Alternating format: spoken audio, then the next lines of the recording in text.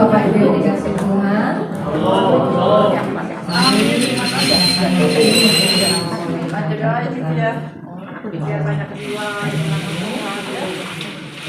Ngobrol, silakan.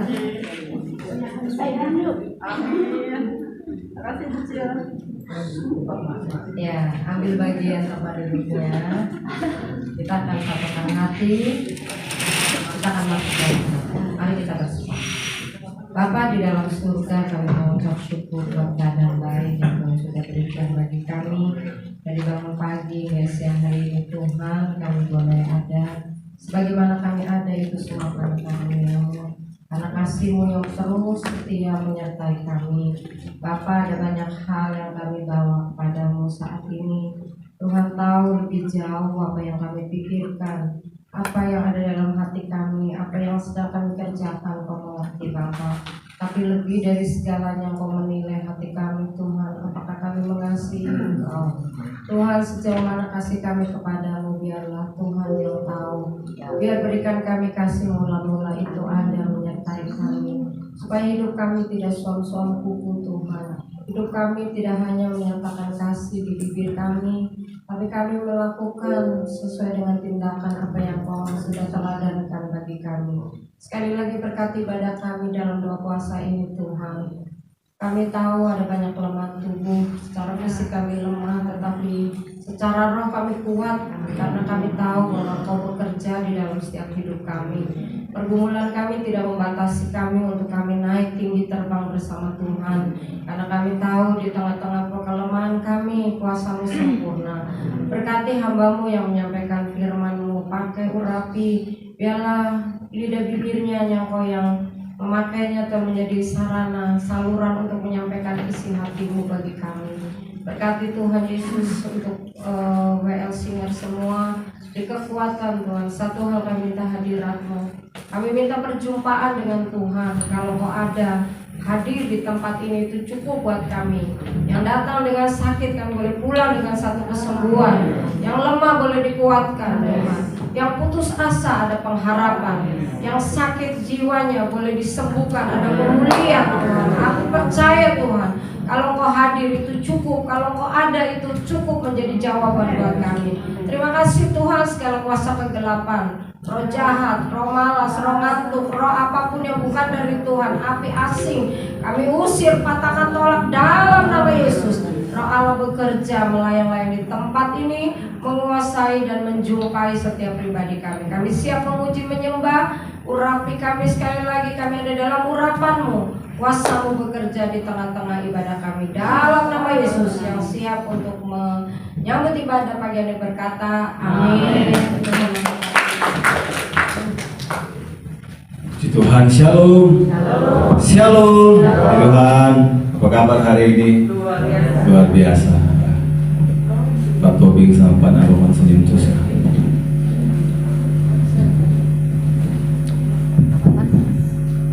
Puji Tuhan.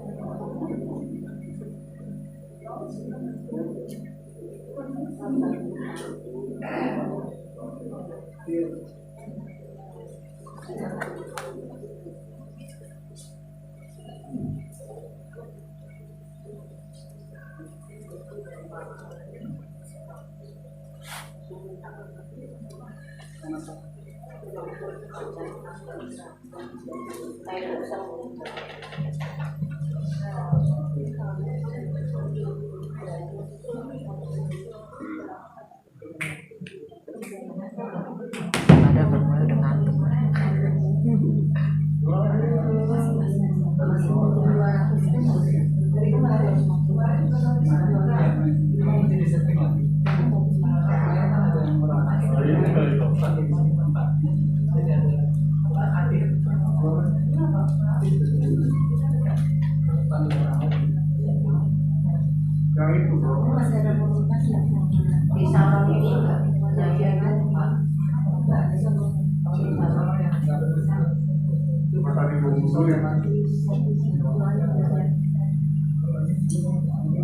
ini enggak?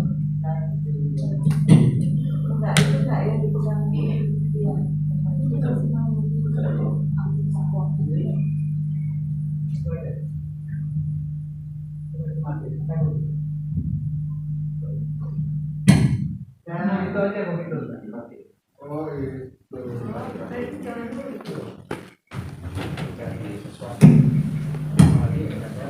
Bermasalah.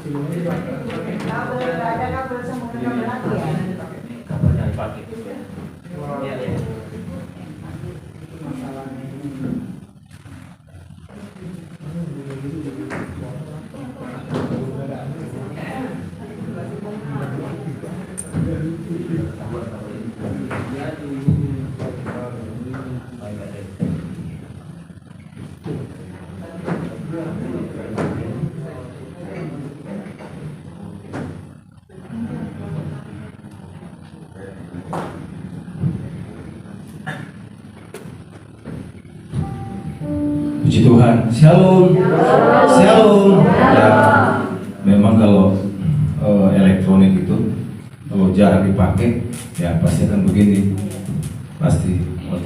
Oleh sebab itu elektronik itu harus lebih baik setiap hari dipakai. Kalau ada TV di rumah, setiap hari nonton. Ya, ntar rusak lama. Ya, kalau sebulan sekali pakai kan, dengan bakar rumah gitu kan. Hah? Oke, puji Tuhan.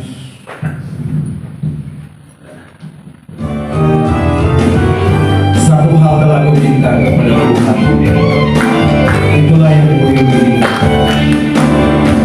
Satu hal telah aku minta kepada Tuhan, itulah yang aku ingin.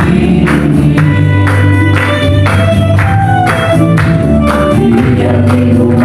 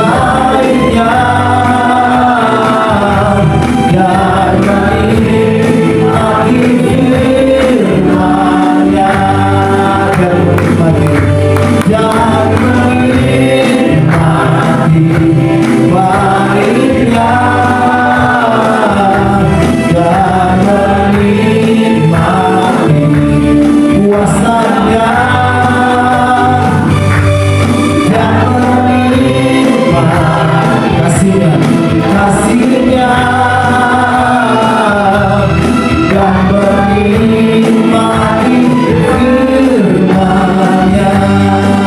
Sekali lagi, cuma Tuhan, mari kita akan menjadi. Oh, selalu Tuhan telah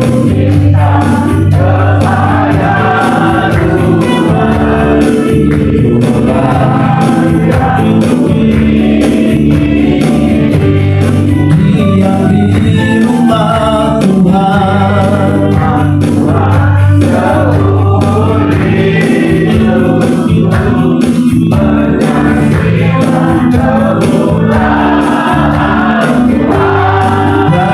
menikmati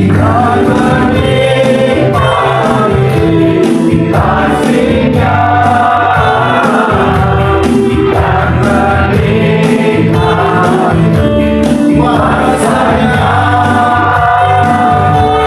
Dan menikmati baiknya.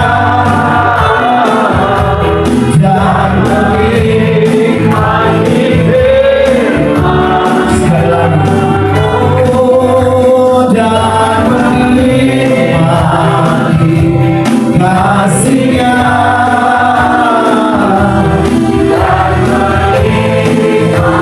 Kuasa-Nya. Dan menikmati baiknya. Dan menikmati firman-Nya. Sekali lagi.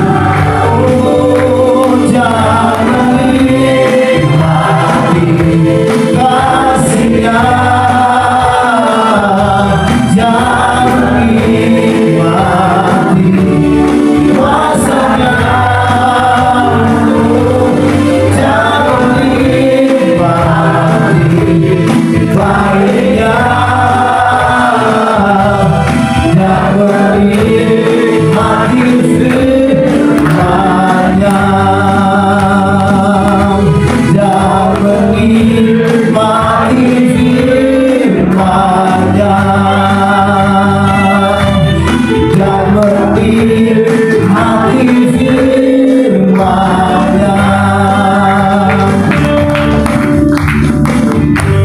Tuhan menetapkan langkah-langkah orang yang hidupnya berkenan kepada-Nya.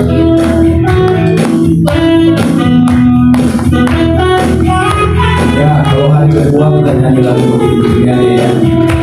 Ada, ya, haleluya.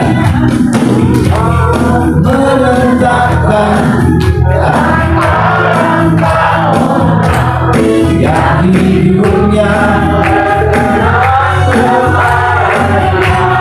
apabila ia jatuh, dan sampai sebab Tuhan. Sekali lagi. Oh, Tuhan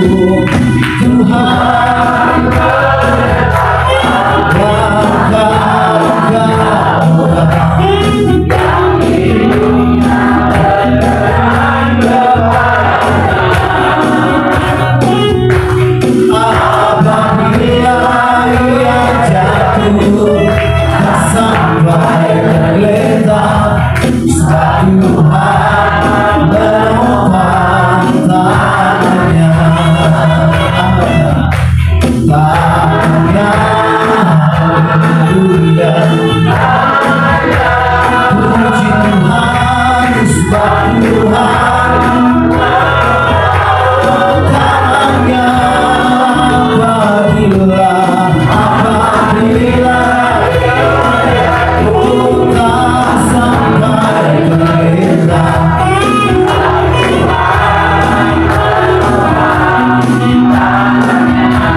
tangannya, oh tangannya,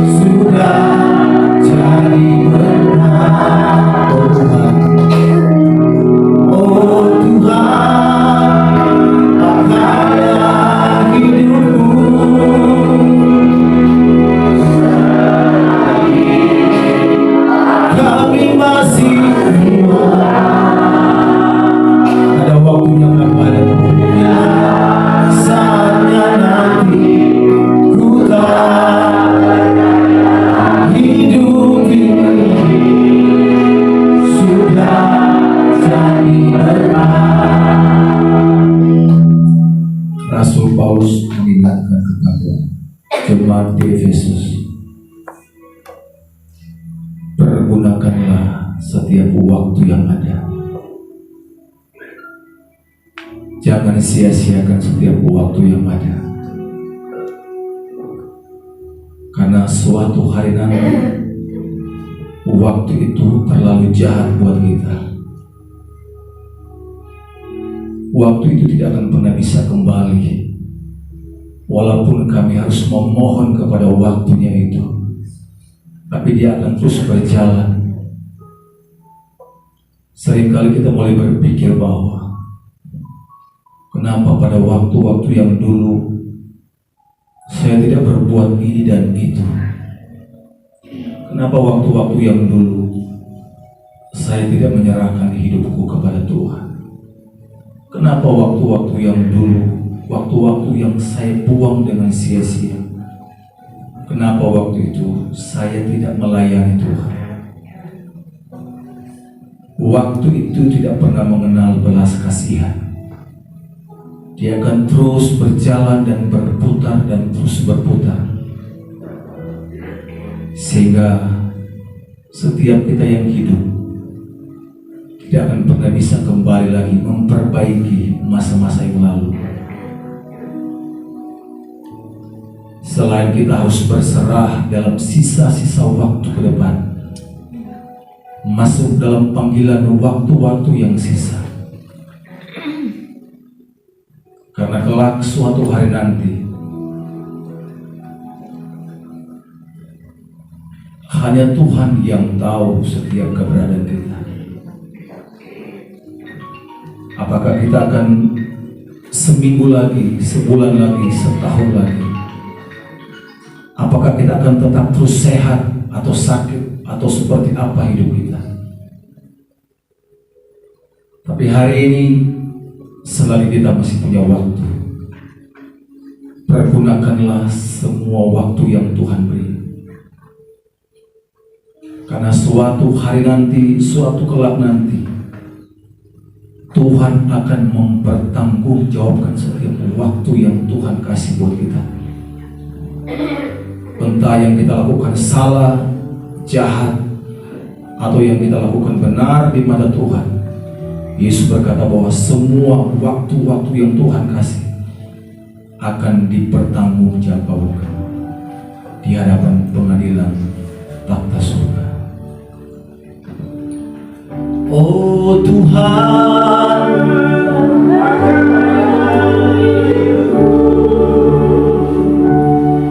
selagi aku masih kuat, bila saatnya nanti ku tak berdaya lagi, hidup ini sudah jadi berat. Oh Tuhan, pakailah hidupku selagi aku masih kuat. Bila saatnya nanti ku tak berdaya lagi, hidup ini sudah jadi berat. Mari kita bangkit berdiri bersama-sama. Hanya nama Yesus,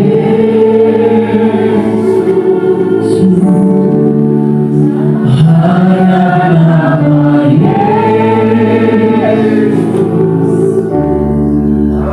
hanya nama Yesus,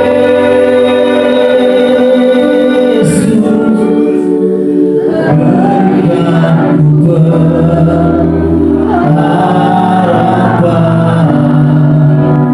Hanya nama Yesus.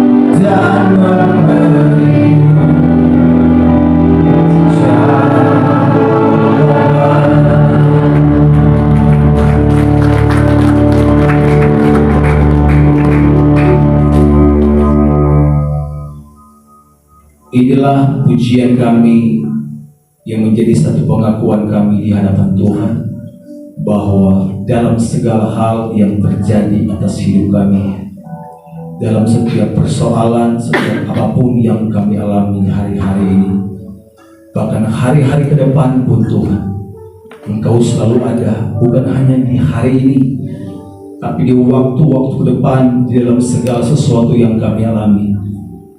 Engkau yang mendahulu kami, Engkau akan tetap terus berdiri di sana, dan Engkau akan siap memberikan kami jawaban, jalan keluar dalam setiap persoalan hidup kami, Tuhan.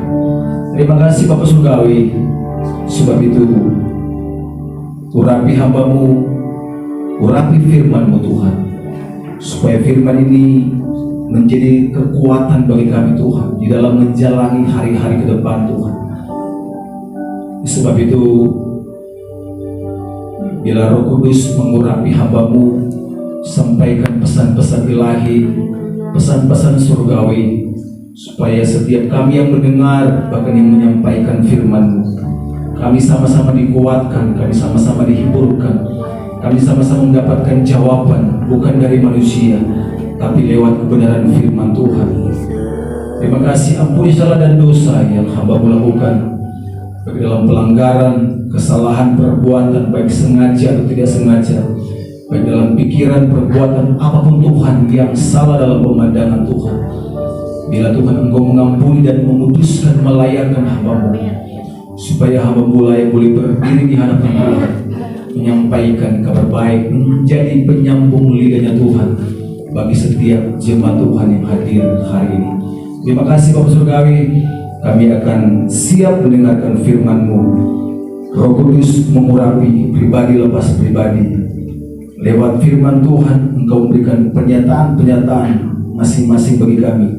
Karena kami percaya bahwa setiap firman-Mu Tuhan, Roh Kudus akan memberikan pernyataan pribadi lepas pribadi kami. Terima kasih Bapak Surgawi, kami serahkan pemberitaan firman Tuhan dalam tangan Tuhan, demi nama Tuhan Yesus Kristus. Haleluya, haleluya. Amin. Baik, puji Tuhan, silakan kembali Bapak Saudara.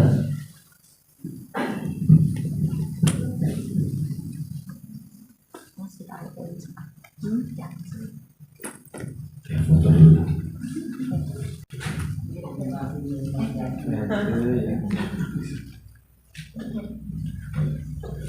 Oke, puji Tuhan. Pertama-tama saya bersyukur dan berterima kasih kepada Tuhan buat waktu dan kesempatan pagi hari ini.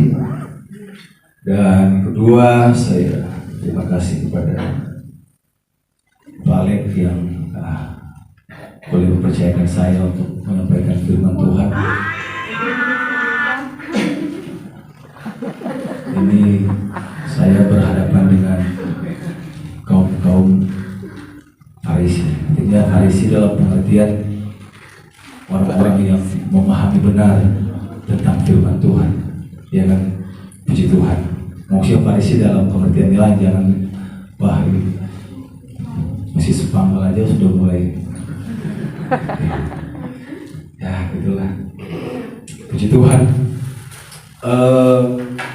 Saya percaya bahwa di setiap kita yang hadir hari ini, kita pasti punya momen-momen atau waktu-waktu atau tahun-tahun yang terbaik yang Tuhan kasih buat kita. Atau yang di lain pihak juga ada momen-momen yang ya saya bisa katakan bahwa kurang baik, mungkin jatuh bangun dan sebagainya. Tetapi saya percaya bahwa Tuhan ada dalam semuanya. Kalau kita melihat satu momen yang seorang yang bernama Susi Susanti dan Alan Budi Kusuma, tahun 92 Olimpiade Barcelona itu menjadi satu momen yang luar biasa bagi hidup mereka. Kenapa? Karena dalam sejarah Olimpiade mereka lah pasangan suami istri sekarang. Dulu kan masih pacaran lah seperti itu kan. Mereka boleh mempersembahkan, istilahnya ya angkat dulu teleponnya. Mereka boleh mempersembahkan, mengawinkan medali emas tunggal putra dan tunggal putri dalam Olimpiade Barcelona itu sangat luar biasa. Dan momen itu kalau kita tahu bahwa mereka diarak, artinya diarak itu bukan dikasih minum arak ya, maksudnya dibawa keliling bahwa mereka adalah pahlawan. Itu momen yang luar biasa bagi seorang yang bernama Susi Susanti.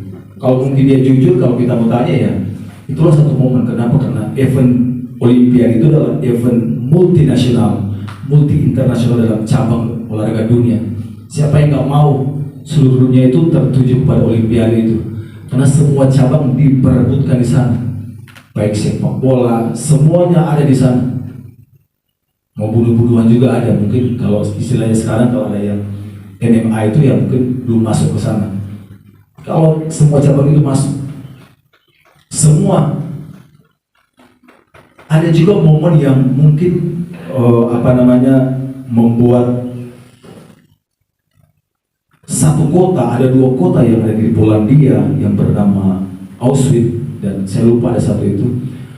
Bagi orang yang berketurunan Yahudi itu merupakan momen yang paling memuliakan selama hidup mereka. Artinya bahwa keturunan mereka, orang tua mereka itu dibantai di sana, kurang lebih 2 juta orang. Kaum Yahudi itu dibantai di sana, di satu kota yang bernama Auschwitz dan saya lupa yang satu itu. Itu berada di Polandia. Itu kurang lebih 2 juta. Itu yang saya katakan bahwa ada momen yang baik, ada momen yang sangat luar biasa bahagianya. Tapi ada satu momen yang sangat kelam. Mungkin bagi keturunan Yahudi sekarang ini, ketika mereka mengingat orang tua, dan ada yang sampai sekarang itu orang tua mereka itu maksudnya orang tua mereka itu adalah korban pembantaian peristiwa Nazi, itu Hitler. Ada sampai sekarang. Dan mereka bisa menceritakan bagaimana situasi kondisi. Saya sebelum saya masuk ke firman Tuhan, karena saya senang nonton film-film seperti itu, intelijen, film-film spy. Kalau Anda suka nonton Netflix, Anda coba nonton film yang bernama Spy, SPY. Itu diperankan oleh saya lupa itu. Itu mengangkat tentang kisah nyata seorang intelijen Mossad. Saya coba membaca, ketika saya baca ini, saya tidak mengesampingkan firman Tuhan. Tetapi kalau kita lihat dalam film itu bahwa ada banyak andil yang dilakukan oleh seorang intelijen ini, sehingga Israel itu, Anda tahulah bahwa Israel itu dikepung oleh bangsa-bangsa Arab, dan yang menjadi musuh utama adalah Suriah pada waktu itu. Mereka itu sudah merancang untuk membumi hangus. Kenapa? Karena Suriah, mereka join dengan Uni Soviet pada waktu itu. Israel, Amerika, otomatis Suriah dipasok senjata-senjata yang mematikan. Bahkan intelijen Rusia juga terlibat di sana. Tapi Anda harus tahu bahwa Eli Cohen adalah mata-mata terbesar di dunia, dan dia mencapai puncak. Semua intelijen dunia itu harus akui dia. Nggak ada yang tidak bisa akui. Dalam dunia intelijen, mereka tahu siapa namanya Eli Cohen itu. Dia adalah Yahudi keturunan Mesir. Dan dalam situasi memang kalau dalam zaman-zaman tahun 40-an, 50-an itu, yang berperan penting di dalam itu adalah intelijen. Bagaimana mereka harus mencari informasi. Bagaimana keadaan Suriah pada waktu mereka mau nyerang. Mereka punya satu tanggal, waktu dan tempat untuk ngebom itu Israel. Eli Cohen ini, dia adalah mata-mata, terus dia suka kasih informasi bahwa Suriah, saya kasih tahu ya, dia masuk dari bawah, Eli Cohen dia masuk, terus dia coba nebeng, dia coba mendekati para petinggi-petinggi Rusia, sampai dia mendekati salah satu panglima Suriah pada waktu itu, dan waktu itu 2 tahun kemudian dia jadi presiden Suriah. Bayangkan, dia menjadi orang kepercayaan presiden Suriah waktu itu. Dia adalah intelijen Israel. Gak ada yang tahu, dan dia waktu itu dikasih jabatan sebagai menteri, kalau tidak salah itu menteri atau wakil menteri pertahanan. Tapi dia tolak. dia nggak mau ambil risiko, tetapi dia terus ada di posisi yang luar biasa itu. Dan dia yang memberikan informasi penting kepada intelijen Mossad bahwa tanggal begini mereka akan membom orang Israel kan. Ada dataran tinggi Golan dan sebagainya itu akan dibom. Semua intelijen mereka mempersiapkan diri. Terus ada satu hal yang makanya saya bilang bahwa itu saya tidak mengesampingkan Alkitab, tetapi memang intelijen pada waktu itu tahun 50-an 60-an itu sangat berperan penting untuk menjaga stabilitas Israel. Terus dia kasih usul begini kepada orang Suriah. Begini bos, ini presidennya. Itu kan padang gurun panas, dia bilang, tolong kalau bisa, jadi pos bawah tanah Suriah itu, mortir, tolong dipasangin pohon apa namanya yang ada di sekitar, biar mereka terlindungi dari panas. Kenapa? Itu panas terik Pak. Semua pos-pos yang ada itu tolong dipasangin pohon. Dan sampai sekarang masih ada pohon itu peninggalan dari Eli Cohen. Karena dialah yang membuat ide. Kenapa dia suruh pasang pohon itu? Itulah strategi dia. Jadi dia kasih informasi ke intelijen Mossad bahwa setiap pohon-pohon itu kan di padang gurun dan dataran tinggi itu, setiap pohon-pohon itu itulah pertahanan Rusia. Bombardir di situlah. Akhirnya kan lama-kelamaan hal-hal begitu ya nggak bisa bertahan lama. Durian disediakan bangke, kalau kita simpan lama-kelamaan tercium juga. Dan akhirnya dia tercium. Artinya gini, setiap rencana Suriah untuk melakukan serangan kepada Israel kok bocor mulu gitu. Ada apa ini? Semua dia nggak tersentuh karena dia adalah orang percaya kan. Cuman ada satu alat yang canggih dari Uni Soviet dikirimkan ke Rusia untuk memantau ada sinyal-sinyal nggak? Biar kalian tahu pengetahuan Israel pada zaman dulu ya. Sudah tahu. Sengajalah dimatiin lampu. Sengaja dari pemerintahan dari kota itu matikan lampu. Lampu mati, otomatis dari Cohen ini dia tidak bisa memberikan informasi kepada Mossad. Dan mereka yang intelijen Rusia dan Mossad dan Suriah itu mereka berkeliling kota, lihat sinyalnya, ketahuan di mana. Dapatlah si Eli Cohen ini, dia sedang memberikan informasi, ketahuan oh ini di sini. Dan dia digerebek. Terus mereka sih sudah tahu kalau sampai mereka ketangkap hidup-hidup, mereka punya kode rahasia. Ketika dia digerebek pintunya, akhirnya dia kasih kode. Dia diam, tapi ada kode yang dikasih. Mossad tahu bahwa dia sudah ditangkap, udah ketahuan. Singkat cerita, itu petinggi-petinggi top dunia itu mencoba untuk supaya Eli Cohen tidak digantung, nggak boleh dibunuh. Baik Ratu Belanda, Ratu Inggris, terus presiden. Ada satu dokter yang menyelamatkan Presiden Suriah waktu itu karena dia sakit parah. Dialah dokter yang menyelamatkan. Dia memohon kepada presiden itu, kalau bisa jangan dihukum mati, itu kan digantung dia. Kalau bisa tahu saya gantung, penjara aja. Tapi Suriah nggak bergeming. Semua akhirnya apa? Israel coba bernegosiasi dengan mereka. Oke, kalau begitu saya menukar 100 mata-mata kalian ditukar dengan 1 orang. Jadi mata-mata Suriah yang ditangkap oleh Israel itu ditukar 100 orang. Tapi nggak mau mereka. Nah akhirnya dia digantung di Damaskus. Dan sampai hari ini mayatnya tidak bisa dikembalikan lagi ke Israel. Sampai sekarang tidak ada orang yang tahu di mana kuburannya. Betapa sadisnya. Tapi itu momen yang luar biasa. Bagi seorang yang bernama Daud, dia punya momen yang menyakitkan hati dia. Coba kita lihat.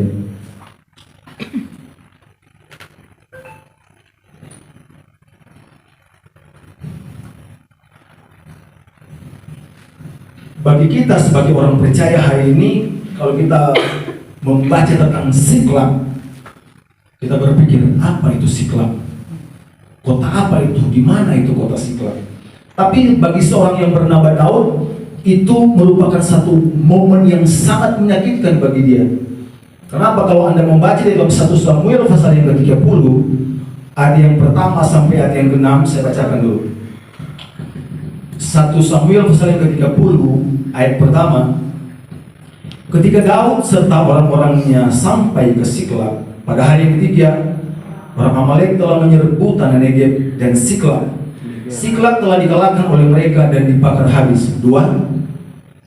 Perempuan-perempuan dan semua orang-orang yang ada di sebuah dan mereka yang dia membunuh seorang pun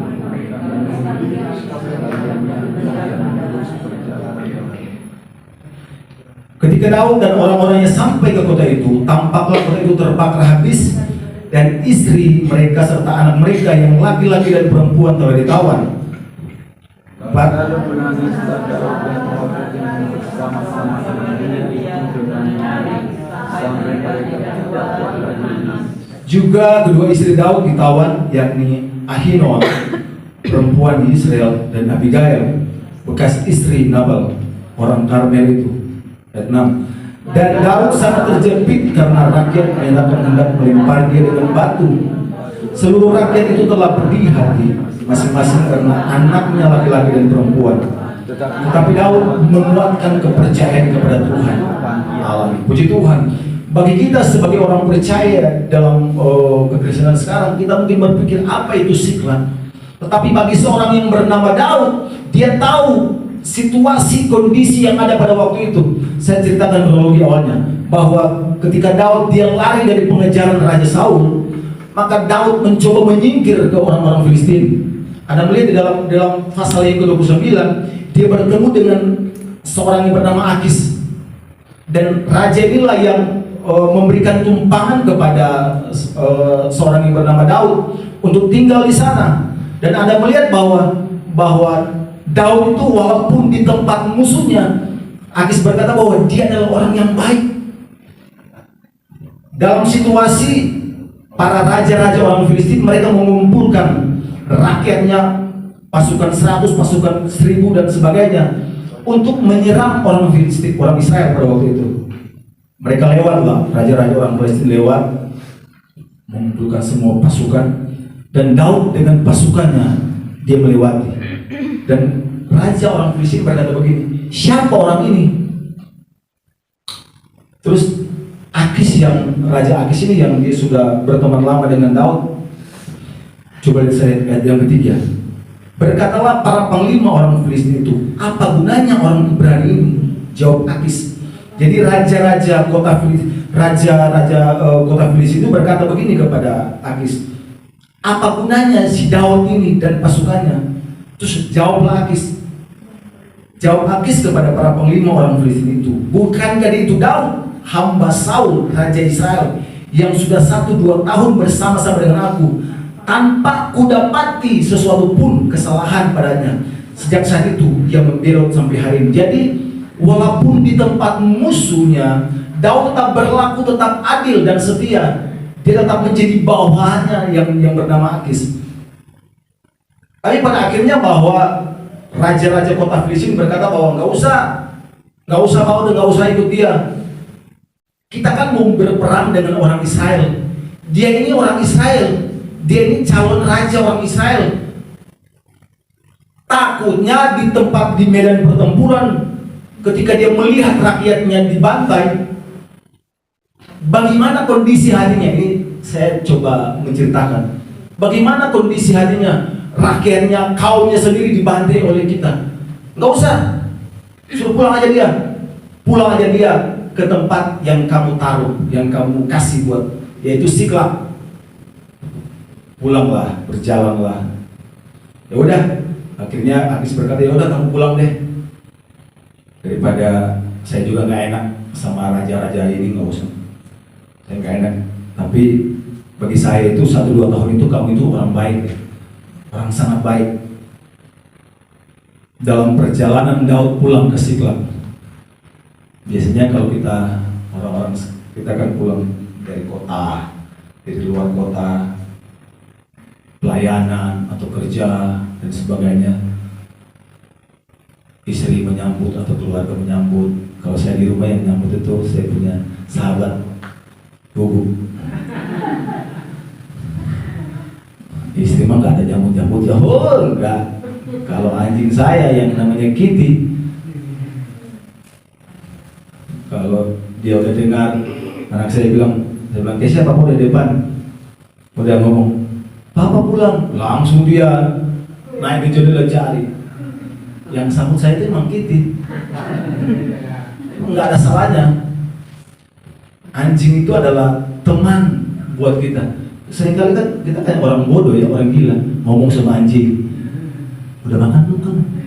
Gitu. Wah, saya begitu. Kadang-kadang gini ya, saya lebih memperhatikan anjing saya daripada anak ini saya. Kalau anak-anak saya, mereka kan bisa cari makan sendiri. Ada di kulkas tinggal udahlah, walaupun tahu tempe goreng, ada telur udah goreng sudah. Kali ini nggak mungkin dia buka kulkas kan, saya punya dok ini kan.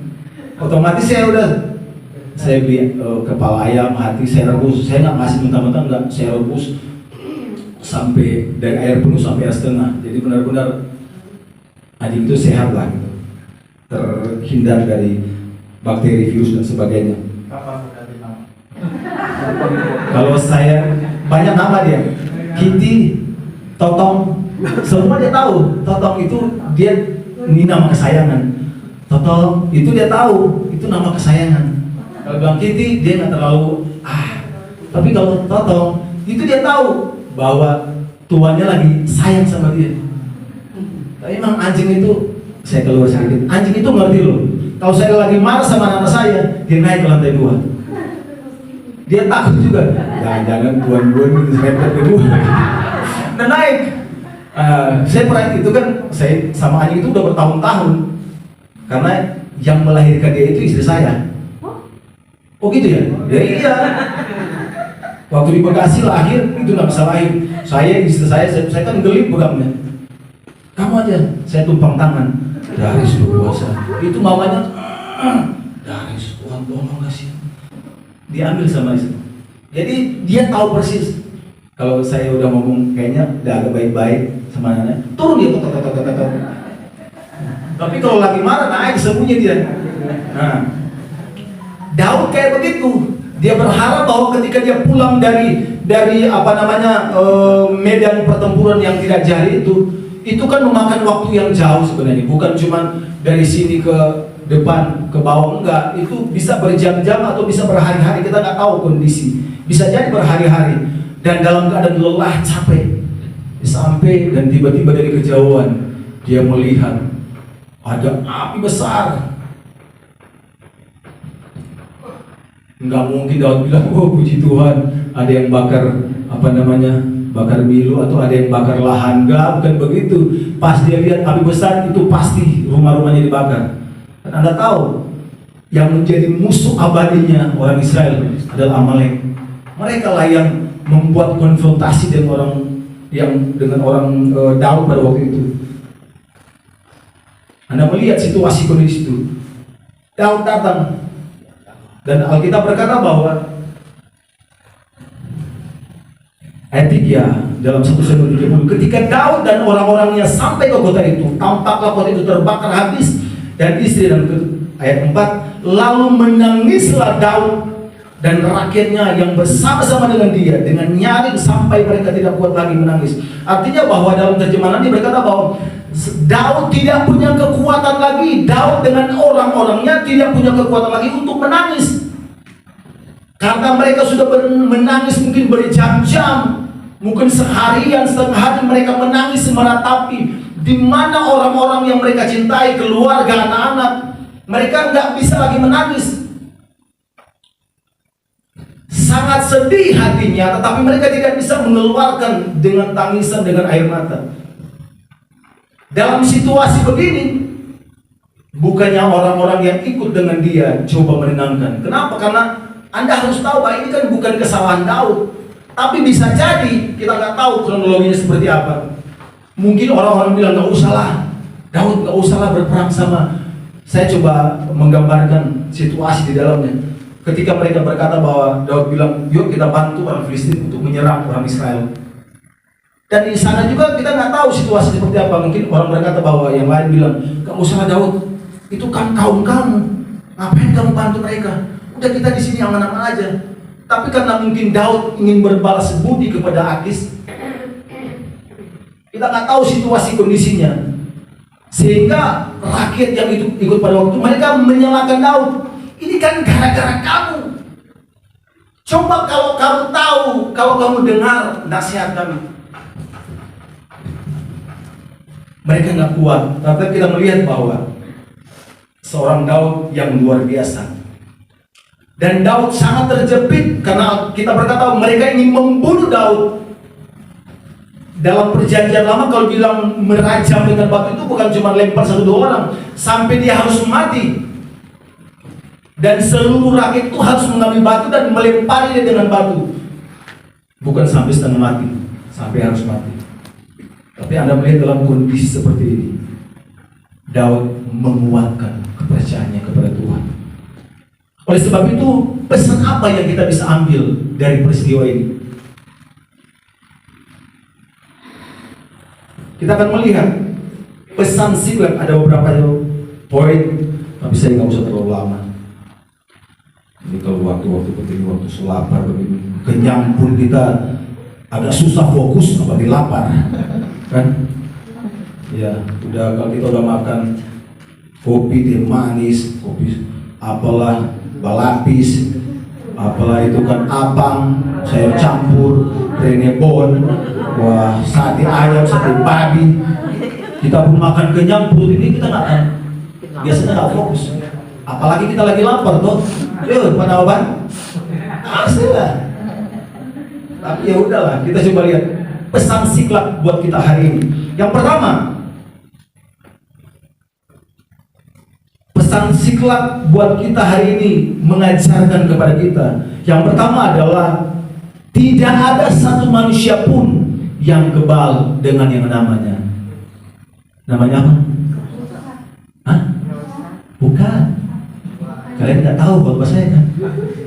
Tidak ada satu manusia pun yang kebal dengan yang namanya persoalan, masalah, ujian. Saya coba kemarin merenungkan bahwa ujian itu harus berbarengan berjalan. Iman harus berbarengan berjalan dengan ujian, masalah, pencobaan. Itu semualah. Kasih dia harus berjalan berbarengan dengan pengampunan dan belas kasihan. Dan pengharapan dia harus berjalan berbarengan dengan kesabaran, ketabahan, dan ketekunan. Oleh sebab itu kalau orang percaya berkata bahwa saya beriman dan percaya kepada Tuhan, maka dia harus tahu konsekuensinya bahwa dia akan terus berjalan karena iman itu akan diproses dengan ujian. Orang tidak akan pernah disebut bapa segala bapa yang beriman Abraham kalau dia tidak mengalami masalah yang siapa yang tak kenal dengan bapa segala orang yang beriman, bapa segala bangsa, seorang yang bernama Abraham. Masalah kita, ujian kita, persoalan kita tidak pernah sebanding. Saya pernah berpikir begini bahwa tokoh-tokoh Alkitab pada zaman dahulu mereka tidak punya patron, mereka tidak punya contoh. Artinya begini, ketika kita mengalami persoalan, masalah, kita bisa melihat bahwa Nilo, Rasul, Nabi, orang-orang yang dipakai Tuhan, mereka melewati semua. Oleh sebab itu ketika kita membaca firman Tuhan, maka kita bisa mendapatkan kekuatan dari firman itu. Kenapa? Karena mereka tokoh-tokoh itu, mereka sudah mendahului, mereka sudah melewati semua itu. Kalau dulu zaman Abraham, zaman Daniel, Ayub, mereka tidak punya patron, mereka tidak punya, ini siapa yang saya melihat masalah yang aku alami. Saya melihat contoh seperti apa? Tidak ada satu manusia. Pesan Siklag buat kita hari ini bahwa tidak ada satu manusia pun yang kebal dengan yang namanya persoalan dan masalah. Siapa yang tidak kenal dengan Daud? Alkitab berkata bahwa Daud ketika Saul melakukan satu kesalahan, dan Alkitab berkata bahwa Daud dihancurkan, dibunuh oleh Tuhan. Kenapa? Karena dia tidak setia kepada Tuhan, dan dia tidak taat, dan dia tidak melakukan firman Tuhan. Maka Tuhanlah yang menjatuhkan Saul. Dan Alkitab berkata bahwa ketika Tuhan menjatuhkan Saul, maka Tuhan mencari siapa sosok tidak akan menggantikan seorang yang bernama Saul. Alkitab berkata, coba saya lihat. Saya baru dapat tadi pagi. 1 Samuel 1 Tawarik 17.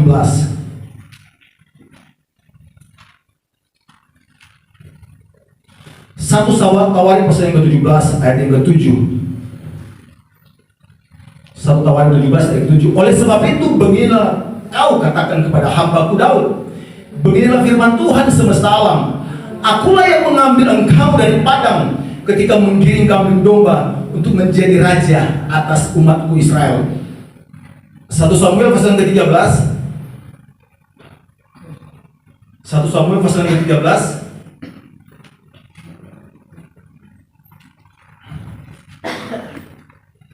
ayat yang ke-14. Tetapi sekarang kerajaanmu tidak akan tetap. Tuhan telah memilih seorang yang berkenan di hatinya, dan Tuhan telah menunjuk dia menjadi raja umatnya, karena engkau tidak mengikuti apa yang diperintahkan Tuhan kepadamu. KPR pasal yang ke-13. Anda tahu nggak KPR? Saya kalau di sekolah untuk berburu mencatat dosen yang berbicara, kita harus mencoba mensingkatkan manusia MC, kisah para rasul KPR, Tuhan T, Allah A gitu. Jadi biar kita bisa ngikutin dia, kalau enggak banyak hal yang terlewatkan. Kisah para rasul pasal yang ke-13. Coba tolong satu orang bacakan ayat yang ke-22.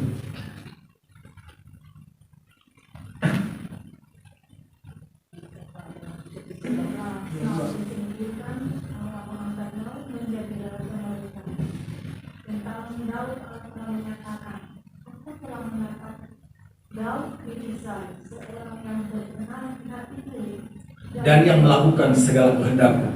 Tuhan mencari, dia berkeliling ketika Tuhan menjatuhkan Saul karena ketidaktaatannya kepada Tuhan. Maka Tuhan mencari, dia berjalan berkeliling melihat siapa tokoh yang bisa menggantikan Daud, menggantikan Saul. Bukan hanya menggantikan dia sebagai raja, tidak, tapi Tuhan menilik dari tempat yang paling dalam, yaitu hati. Alkitab berkata bahwa manusia boleh melihat rupa, tapi Tuhan melihat hati. Maka Tuhan menemukan yang bernama Daud. Dia mencari di kota-kota, di desa-desa. Akhirnya Tuhan menemukan di mana dia? Di padang gurun, sedang mengembalakan kambing domba. Tidak dilihat orang. Ada melihat kehidupan Saul, kehidupan Daud. Daud, saya coba baca bahwa dia adalah pribadi yang luar biasa. Alkitab berkata bahwa dia hanya berdosa ketika dengan perkara Uria. Setelah itu enggak. Dia adalah orang yang berkenan. Coba kita lihat dalam 1 Raja-Raja.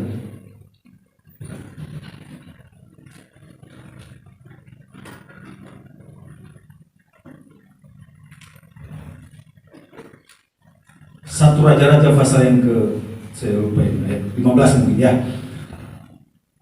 Ini Alkitab import dari rumah, jadi saya bawa sendiri. Jadi biar saya tahu letaknya di mana. Kalau saya lupa ayatnya, saya tahu di mana. 1 Raja pasal yang ke-15 ayat 5. Karena Daud telah melakukan hal yang benar di mata Tuhan dan tidak menyimpang dari segala yang diperintahkannya kepadanya seumur hidupnya, kecuali dalam perkara Uria. Seumur hidup Daud melakukan hal yang benar dan tidak menyimpang di hadapan Tuhan, kecuali perkara Uria. Siapa yang tidak kenal dengan seorang yang bernama Daud?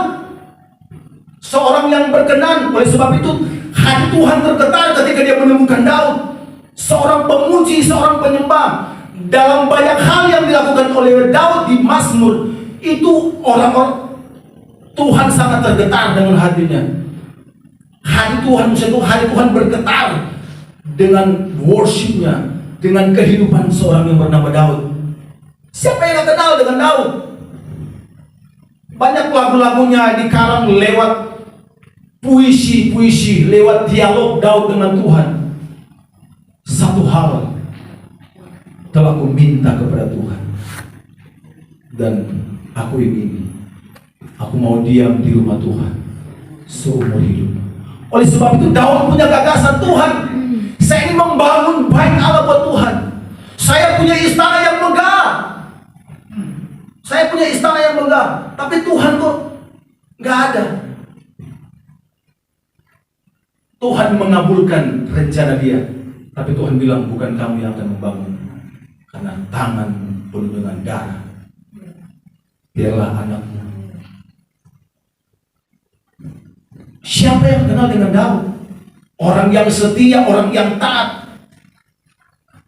Tapi Anda melihat bahwa dia mengalami persoalan. Dia lari dikejar-kejar oleh Saul. Dia berapa kali mau dibunuh oleh Saul. Dan Daud juga punya kesempatan untuk membunuh Saul. Tapi Daud berbesar hati, dia berkata bahwa jangan bunuh Saul. Karena dia adalah orang yang diurapi Tuhan. Tidak boleh. Daud bisa saja pada waktu itu dia bisa merebut takhta kerajaan. Karena dia dengan Jonathan sangat CS. Jonathan juga mau orang tuanya mati. Karena dia tahu kelakuan papanya. Cuman Daud karena dia sudah diurapi oleh Tuhan. Yang pertama, di tengah-tengah suku Yehuda. Yang kedua, di tengah-tengah bangsa Israel. Dia tahu ketika Tuhan mengurapi dia, maka ada waktunya Tuhan menaikkan dia dalam takhta kerajaan. Dia coba berlari. Dia berlari dari kejaran Saul, sembunyi kemana-mana, menginap di pegunungan, sampai dia harus menyeberang ke negara musuhnya Filistin. Tapi Anda melihat Tuhan berbelas kasihan kepada Daud. Akhirnya orang Filistin berbelas kasihan kepada Daud. Karena apa? Karena Tuhan berbelas kasihan kepada dia. Tidak ada manusia pun yang kebal dengan persoalan. Anda pernah mendengar tentang Mazmur pasal yang ke-23? Seorang hamba Tuhan yang hari-harinya di pelataran Tuhan, di rumah Tuhan. Bahkan dia berkata, saya iri Tuhan. Dalam Mazmur pasal yang ke-73, dia iri, Mazmur Asaf. Dia iri Tuhan. Saya sudah setia kepada Tuhan. Saya sudah melayani Tuhan, bahkan anytime di dalam rumah Tuhan. Bekerja untuk Tuhan. Bahkan sehari-hari, setiap jam, setiap hari, setiap bulan, bertahun-tahun saya menghabiskan hidup saya untuk melayani Tuhan. Tapi Tuhan, saya iri dengan mereka. Kok mereka nggak punya masalah? Kok mereka nggak punya persoalan? Kelihatannya mereka diberkati. Saya kadang-kadang sakit Tuhan. Saya mengalami hal yang sakit Tuhan. Tapi Tuhan kayaknya membiarkan saya. Tapi mereka gemuk, hijau, subur. Kayaknya mereka enjoy aja.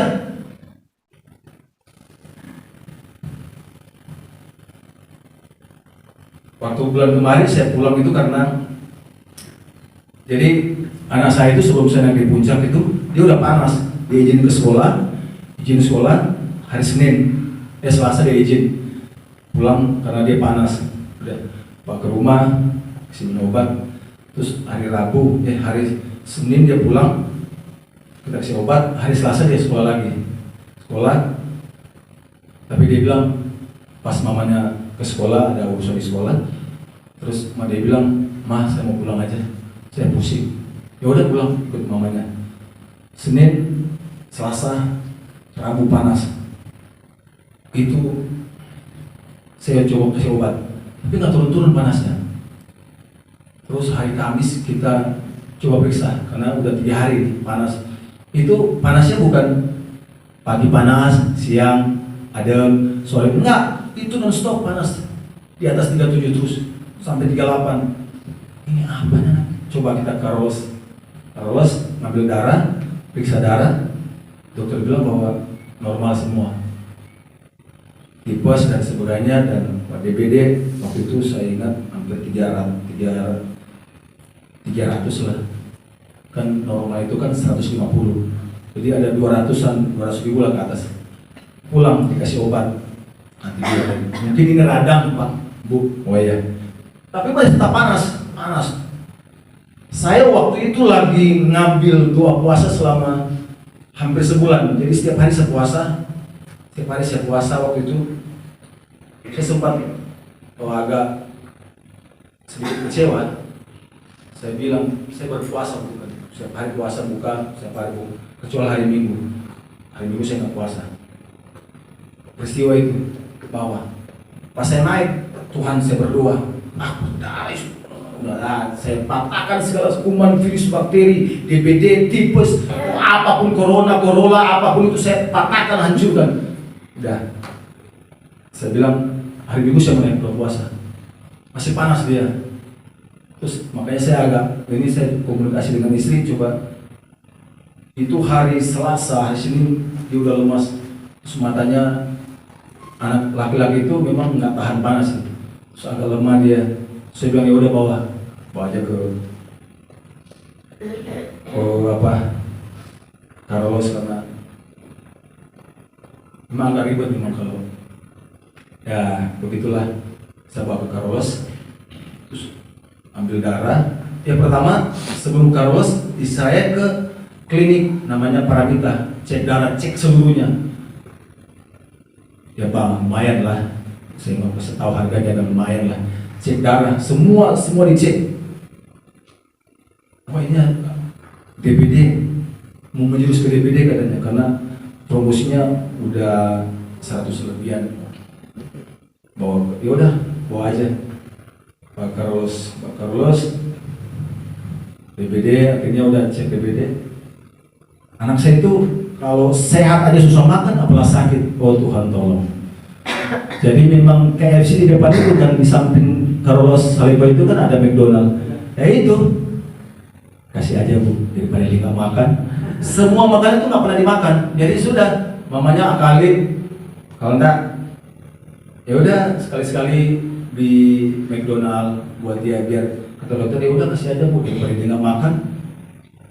Lebih parah lagi, udah coba dikasih.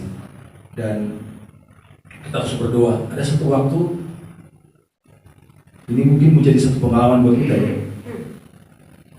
Tes suhu tembak itu nggak efektif. Saya tahu kan kondisi anak saya udah istilahnya, kita udah bertahun-tahun dari usia 0 dia, saya pegang, ini panas anak ini. Tapi kalau dokter datang dipakai tembak, normal Pak. Saya bilang ke istri, besok kamu balik, bawa tes yang manual, yang air raksa itu, bawa. Saya mau lihat dulu, memang kurang ajar. Agak emosi juga kan, saya bilang, dia udah begini loh, di AC ini. Itulah Kevin itu. Jadi kita minta kelas 3. Terus mereka bilang habis kelas 3. Penuh, karena itu anak-anak penuh. Terus saya bilang, enggak, kelas 3. Dibawalah ke kelas 1 Kevin itu kan. Pak, ini rumah sakit, ini apartemen. Itu cuma khusus satu pasien. Bersejuta lah semalam. Oh Tuhan, duit dari mana itu kan? Saya datang. Itu besar tempatnya. Itu buat menginap 10-15 orang. Cukup lah situ. Tanya dulu ini bisa putar-putar orang cari dulu ini. Tanya Bu ke suster, gimana suster? Kan saya minta ini kelas 3. Ini kelas 1 Bu. Coba Ibu lihat dulu. Waktu di UGD, kita kan minta kelas 3. Oh iya kelas 3. Gini aja Bu, karena kelas 3 lagi penuh, Kevin kami titipkan ke kelas 1. Terus harganya kelas 3. Oh praise the Lord. Hidup situ. Oh dodo AC memang kan AC kencang. Terus saya bilang, panas lagi. Atau suster cek suhu. Berapa sus? Normal. Kita ambil tuh tes yang di ketiak itu kan, coba hampir 39. Terus datang dia, sus anak saya ini panas ini. Wah normal. Ini menggigil waktu anak saya itu. Coba tes lagi. Saya bilang saya pakai tes Benino manual, hampir 39 panasnya. Tolong kasih obat dia. Wih, dia main tembak-tembak itu normal 36 lebih, 36 lebih. Nenek kuntu dan dia tembak-tembak. Anak udah mau 39 panasnya dia. Anak saya itu kan riwayatnya sempat step waktu masih usia 2 tahun. Jadi harus berhati-hati, ekstra hati-hati menjaga dia. Saya waktu tidur, waktu jaga dia nggak tidur 24 jam. Saya harus non-stop jaga. Pegang setiap berapa jam kasih minum karena trombositnya turun. Terus saya bilang, tolong kasih obat dok. Saya lihat obatnya yang obat warna juga. Obat warna biokes ini obat warna. Cuman waktu yang dia sempat drop itu waktu di UGD sampai dimasukin obat panas itu 500 ml. Terus ada satu suster yang sudah senior, dia bilang ke anak buahnya, kamu kalau dalam kasus seperti ini tidak boleh pakai tembak, nggak boleh. Dia marahin yang suster masih muda itu. Kalau kasus seperti begini tidak boleh pakai yang tensi tembak, harus pakai yang manual. Kalau terjadi apa-apa sama pasien ini, kamu tanggung jawab.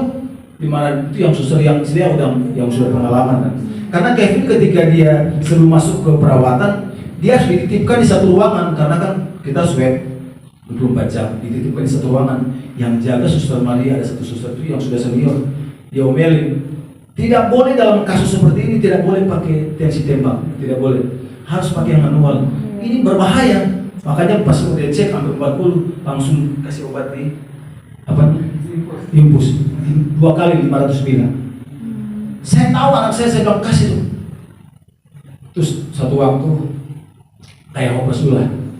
Ah Tuhan, gila saya udah baik Tuhan.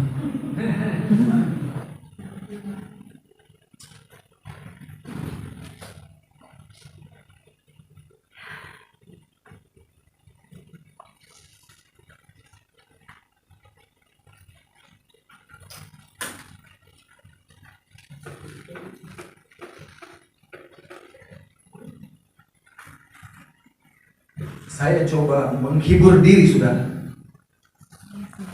Ah, Tuhan baik. Terus saya bilang, Kevin, berdoa. Waktu saya pulang ya, dari bahasa. Terus, wah, kamu lagu kesukaannya apa?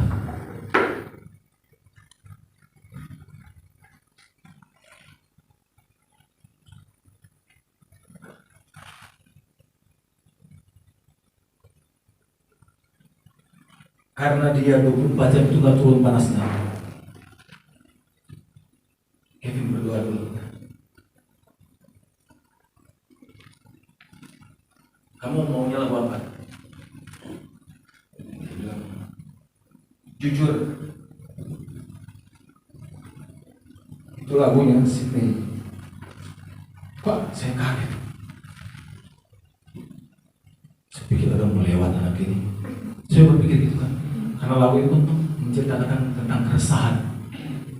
Jadi lagu itu ditulis oleh Sintimo itu dalam situasi COVID untuk orang-orang yang mengalami COVID, yang mengalami masalah seperti itu, supaya tetap kuat. Lagu itu kan, jujur kadang ku tak sanggup. Wah saya dengar, lewat ini. Oh Tuhan tolong.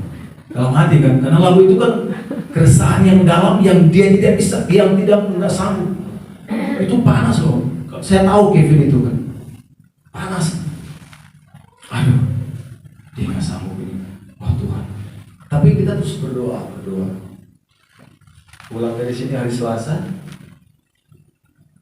Besoknya saya lihat itu hari Selasa saya harus berjuang malam itu, makanya saya tidak tidur semalaman.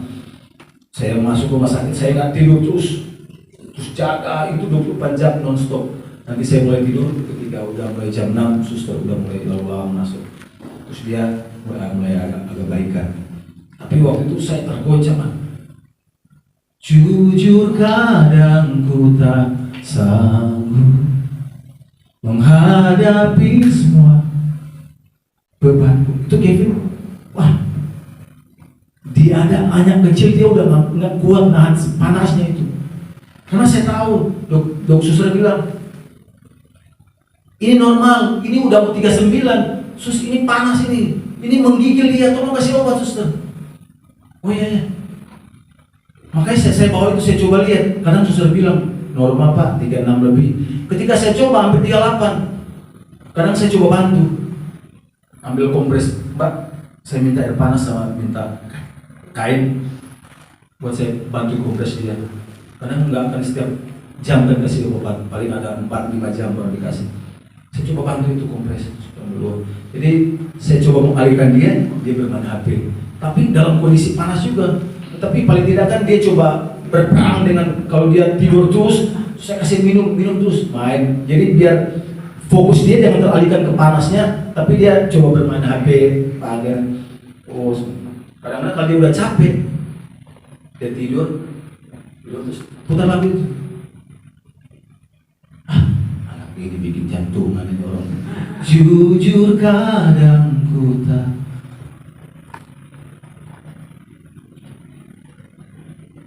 Kadang-kadang seorang yang bernama Asap, dia berpikir seperti itu. Saya sudah melayani Tuhan, tapi orang di luar sana kok kayaknya aman-aman aja, nggak kena masalah. Kita berjuang siang malam.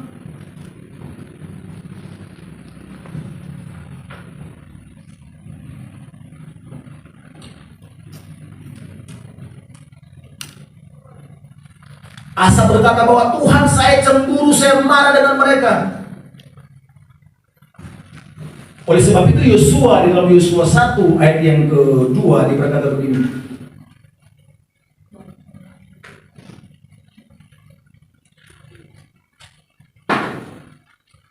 Yosua 1 ayat 2, hambaku Musa telah mati, sebab itu bersiaplah sekarang, seberangilah sungai Yordan ini, engkau dan seluruh bangsa ini menuju ke negeri yang akan kuberikan kepada mereka, kepada orang Israel. Yosua berkata bahwa ketika hamba Tuhan Musa sudah meninggal, Tuhan berkata kepada Yosua, persiapkanlah dirimu dari sekarang. Kenapa? Karena engkau akan menghadapi bangsa-bangsa di depan, suku-suku di depan. Itu adalah masalah buat kamu nanti. Kalau kamu tidak mempersiapkan diri dari sekarang, maka musuh-musuh di depan, suku-suku bangsa di depan, itu menjadi masalah buat kita, buat Yosua. Oleh sebab itu Tuhan katakan bahwa bersiaplah dari sekarang. Alkitab berkata bahwa kuatkan dan teguhkan hatimu. Kuatkan dan teguhkan hatimu Yosua, karena engkau akan menggantikan Musa. Dan ada banyak PR yang harus engkau selesaikan sebelum engkau masuk ke tanah perjanjian. Ada banyak suku-suku bangsa, ada banyak bangsa-bangsa, orang-orang yang diam di sana. Engkau harus taklukkan itu, dan itu menjadi masalah buat kamu. Oleh sebab itu persiapkan dirimu dari sekarang. Saya katakan firman Tuhan, kuatkan dan teguhkan hatimu. Ada 7 atau 8 kali Tuhan berkata, kuatkan dan teguhkan hatimu. Oleh sebab itu Tuhan katakan kepada Yosua, oh jangan pernah menyimpang ke kiri dan ke kanan. Renungkanlah firman itu siang dan malam. Supaya apa? Supaya kita bisa mendapatkan kekuatan dari firman itu.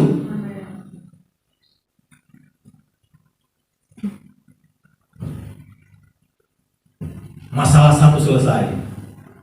Keluar. Hari Kamis, Kevin keluar. Wah baik. Cuman ini kan bukan masalah juga bos. Ini nggak pakai BPJS soalnya. Oh Yesus tolong.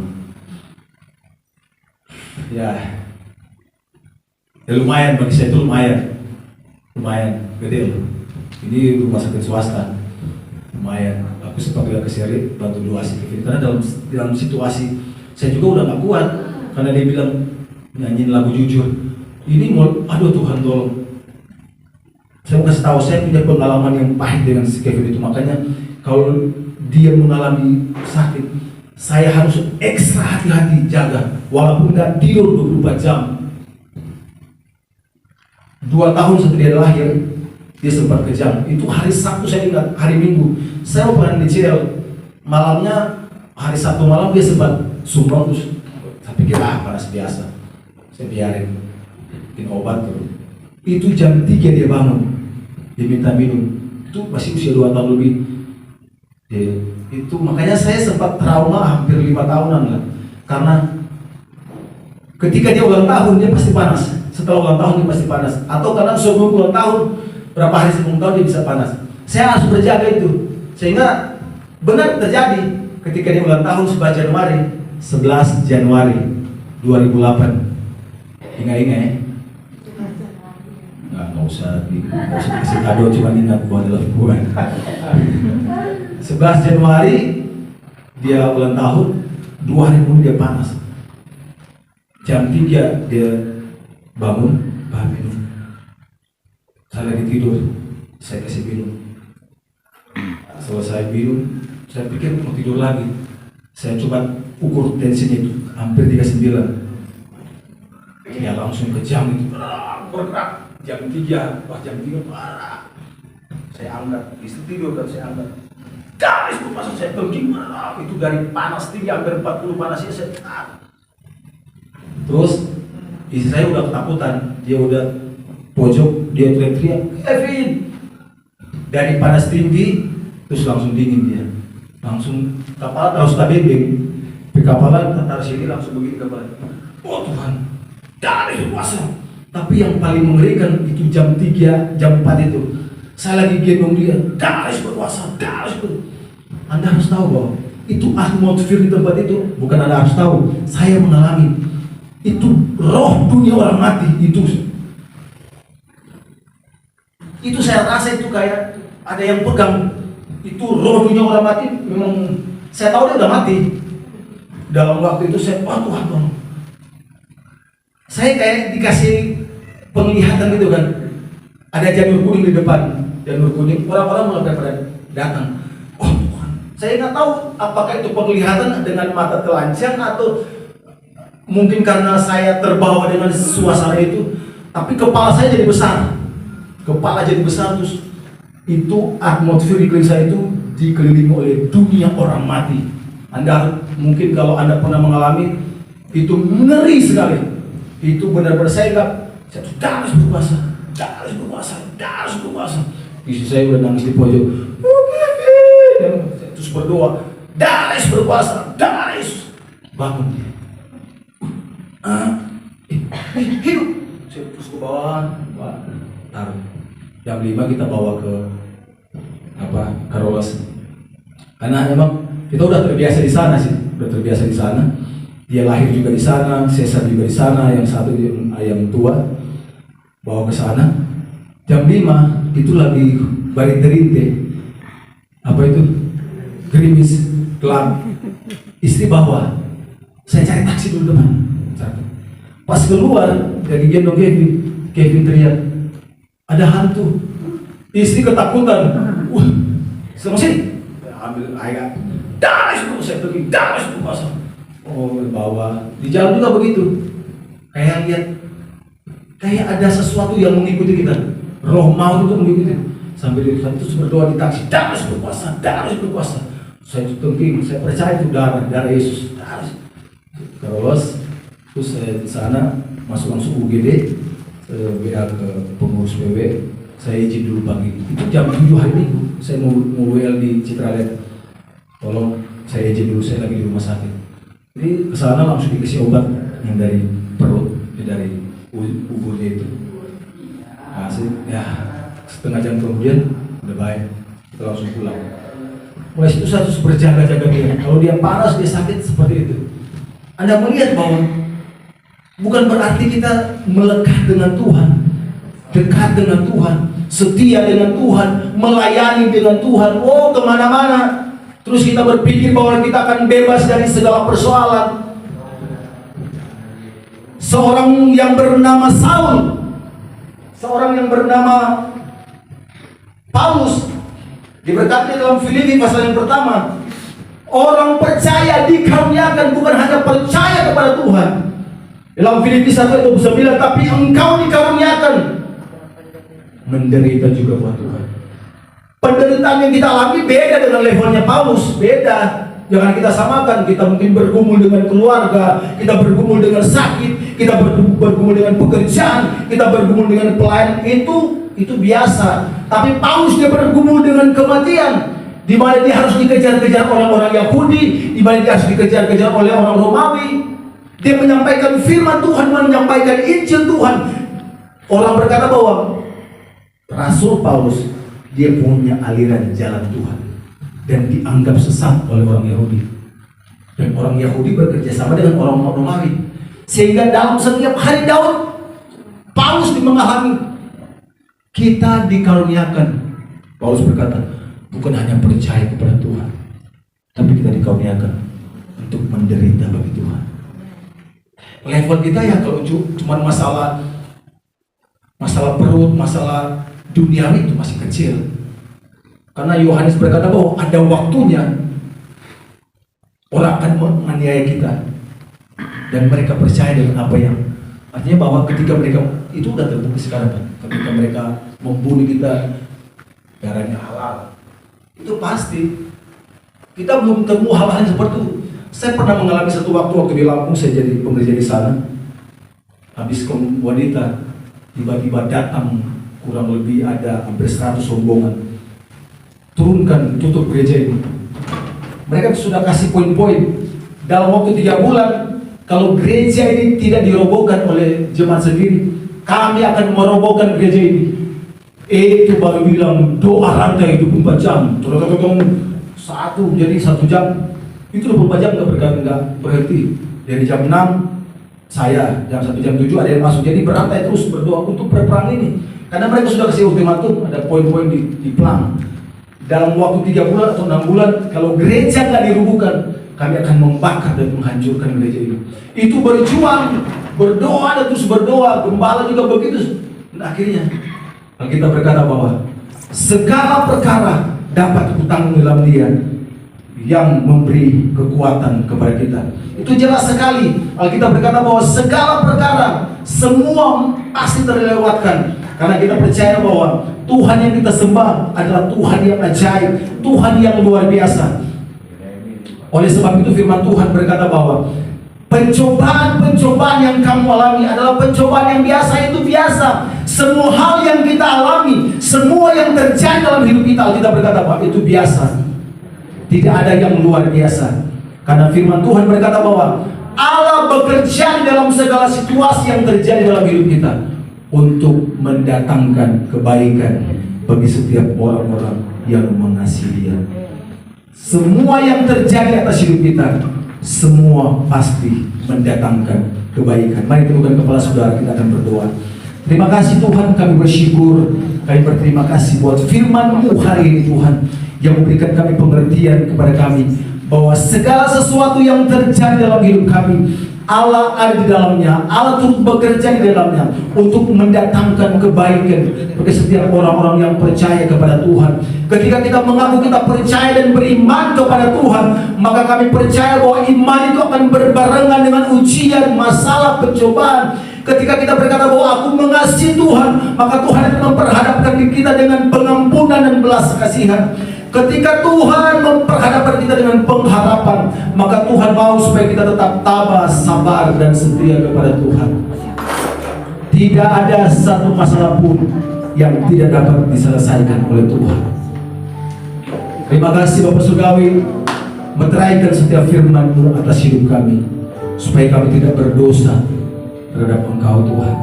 Terima kasih Bapak Surgawi, kami bersyukur bila firman Tuhan menjadi kekuatan bagi kami. Terpuji-pujilah Engkau Tuhan Yesus Kristus dari kekal sampai kekal. Kita yang percaya katakan bersama-sama amin. Boleh berikan tepuk tangan yang meriah bagi Tuhan. Mari berkati dan ya kita boleh break sejenak, mungkin 5 menit. Kita ada yang mau ke toilet, ada yang mau longgar-longgarkan dulu badannya, ya boleh. Break 5 menit terus kita kembali lagi. Mau ke toilet, mau apa?